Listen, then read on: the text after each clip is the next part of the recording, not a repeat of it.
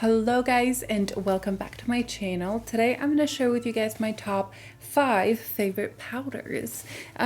This was not hard at all. I knew exactly the powders I wanted to talk about, and I thought I would share them with you. If you kind of are new to my channel, I don't like powders. I am a cream person through and through, from bronzer, contour, blush, just everything. To me, it's all about the creams. But like today, when it's super hot outside, I need a little bit of powder to control this shine. And I would say 95% of the time will powder my under eyes and kind of my T-zone. Because I need to. So if you guys are interested, continue watching. If you're new here, welcome. I'd love for you to subscribe down below, and let's get started. I have really been enjoying recording in my bedroom. I have all natural light, which is wonderful because I think you can see everything. I will do inserts with me applying these products in natural light. I was kind of struggling to figure out how I want to represent these powders and show them with you, just because it's so hard to show powder on camera because it doesn't look like anything. I did my best, and hopefully you guys will see a difference. If not, just trust me. All right, starting with number 5, I actually have a tie. So this is actually top 6 powders, but I'm gonna start with the Rare Beauty. This is the setting powder. Rare Beauty setting powder. This is in light medium, and I just love this powder because of the color. The actual texture is nice also. I'll show you inside. But this has a peachy undertone, which really helps cancel my dark circles. Now, not by itself, I need a concealer underneath, but every time I feel like, ooh, my dark circles are kind of showing through, I'll put a little bit of this on, and you can kind of see an immediate effect of just reducing that darkness. I also think it really smooths my under eyes, and it looks really nice. The reason it's not in first place, or closer to that, is because the texture is a little thicker than I like. I like a powder to not look like anything. I don't want it to look like powder. And this, I can see that I've powdered, even though it's really smooth and it's not cakey or anything. I find it a little bit more heavy than my other ones. However, there's a time and place for something like this, and that is now in the summer. It's so hot, and something like this really helps me stay a little bit more matte throughout the day. So I'm really enjoying this, and I think the best quality of this is the color for me.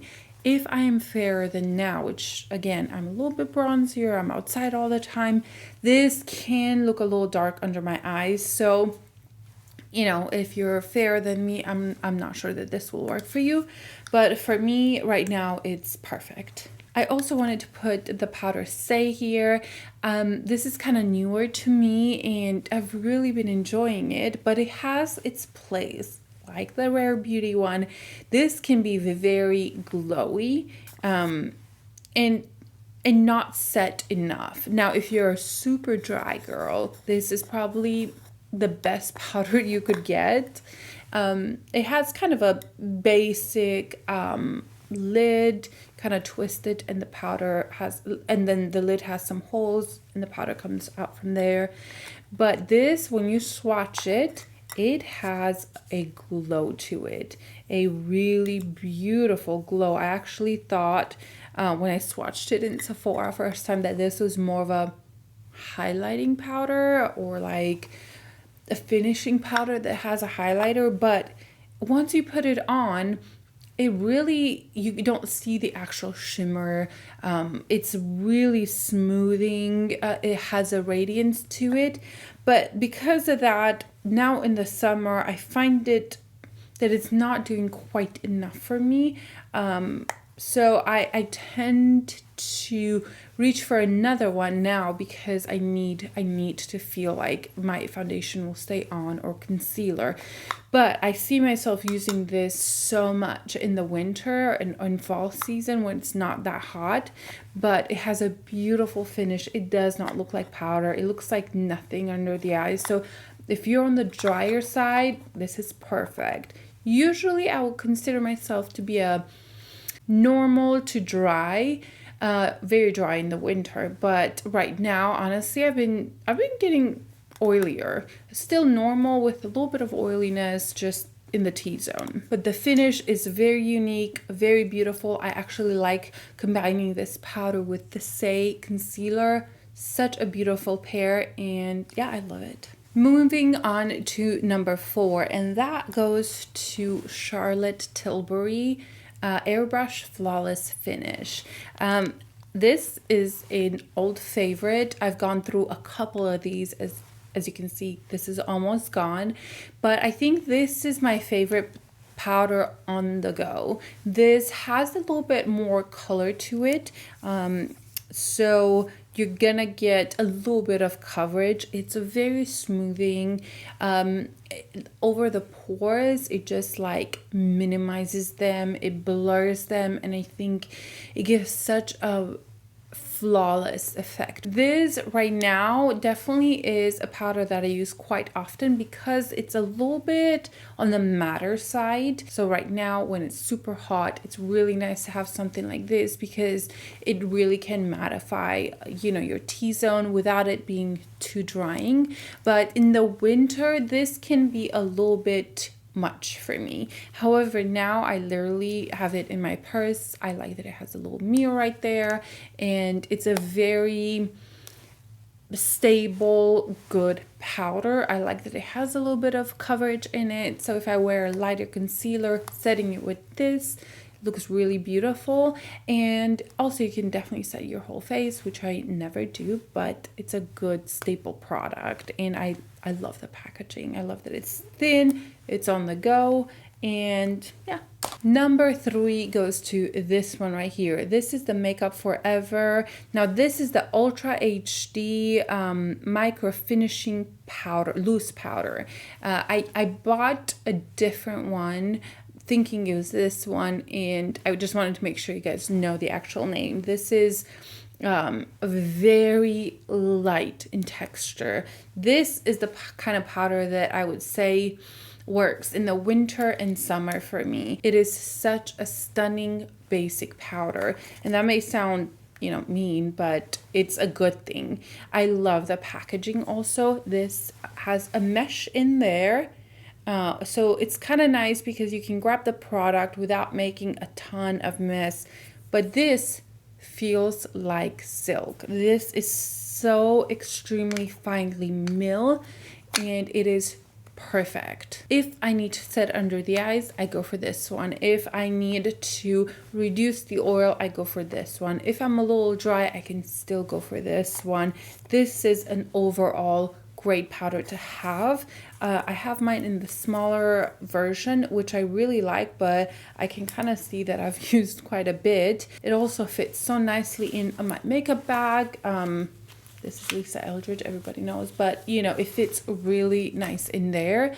And I don't think there's anything super special about the powder. It's just good. It's so extremely finely milled. It does not look like anything on the skin, which is perfect. This is exactly what I want from a powder. Also, the color is translucent, so you really don't see it on the skin. It's perfect. It's such a good powder, and it does kind of everything. I would say out of all of them, this is definitely a powder that is good for pretty much all skin types and all reasons. You know, set your foundation, your concealer, your eyes, just everything is just a good powder. All right, moving on to top 2, and here there was kind of a battle. I wasn't sure which one to put where, but I've kind of made up my mind. Number 2 goes to Pat McGrath powder. This is so well loved. Literally everything is rubbed off. And this is in the lightest shade. I went through one of these. you know, getting kind of flat there. And also I have extras already. The unusable mirror also, yeah, you literally can't use that. But this reminds me so much of the Makeup Forever powder, just in the pressed version. This feels so smooth. It looks white, but it kind of, you know, washes away. Well, right now it doesn't, but under the eyes I don't really notice it. But wow, this feels like velvet. This is so beautiful. It is definitely mattifying. It doesn't look heavy at all. I want to get the next shade down just to see how it looks all over the skin, but definitely this is for my under eyes. Perfect, beautiful. I like that it's small, compact, and again, it can go in my makeup bag easily. This has been a favorite for, I don't know, since it came out, which has been a while, and I know a lot of people love this, and I don't really know a person that doesn't like this. I think it is just so good, so beautiful, kind of flawless under the eyes. It blurs, it sets. It is a very soft, and you don't see it on the skin. So this and the Makeup Forever remind me a lot of each other. I would say that this is just a little bit more velvety and soft. So great powder. And I think the medium one, or like the next version, I don't know the name colors, but the next one, the one that looks like flesh, I absolutely hate that word, but I want to pick that up because I think that would look so beautiful, just kind of setting, you know, the T-zone and stuff like that. So I may pick that one up next. But number one has to go to Kosas. Now, I picked this one as my number one because I think it's my most used powder, and you know, mine broke, but that's okay. But I have a huge dent in this, and this you get a whole lot of product.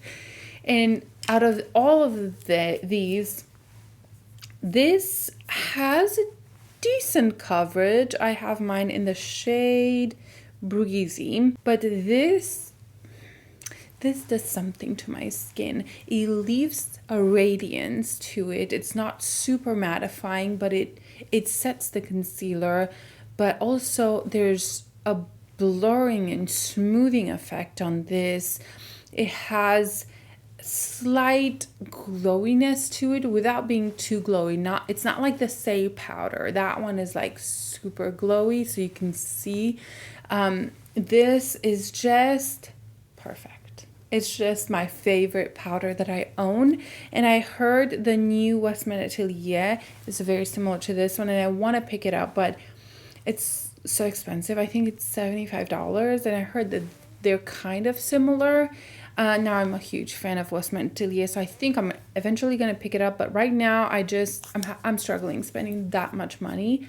Maybe at a sale I will, but I have this one. I really do not feel the need to add another powder to my collection because the ones I have are just perfect.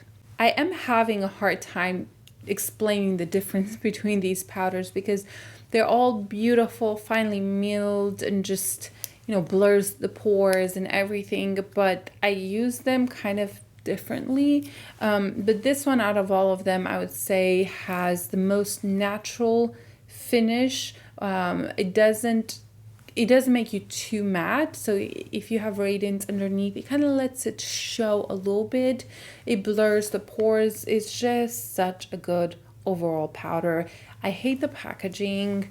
I think it's bulky. I don't like it. It doesn't fit in my things, and it broke. And honestly, I've seen a lot of people, their packaging breaking on this one. I put tape on it, but then it comes off, and anyway, but overall, this is my number one powder. I think it is perfection. So that is all for today. Those are my top 5/6 favorite powders that I own. I've tried many powders, and I have so many more, but I never reach for them. The only one I do reach as a finishing powder is my Guerlain Meteor Lights. can never say that word. I do love that one as a finishing powder, and I do like the Hourglass finishing powder. I did not include those here because I don't use them a lot, and I only use them for special occasions or on brides or things like that. But personally, I just set my under eyes, maybe a little bit of T-zone, and that is it. I don't do much with powders, but those are great finishing powders as well. I would love to hear your thoughts down below. What is your favorite powder? Let's keep the conversation going, and I'll see you guys in my next one. Have a good one. Bye.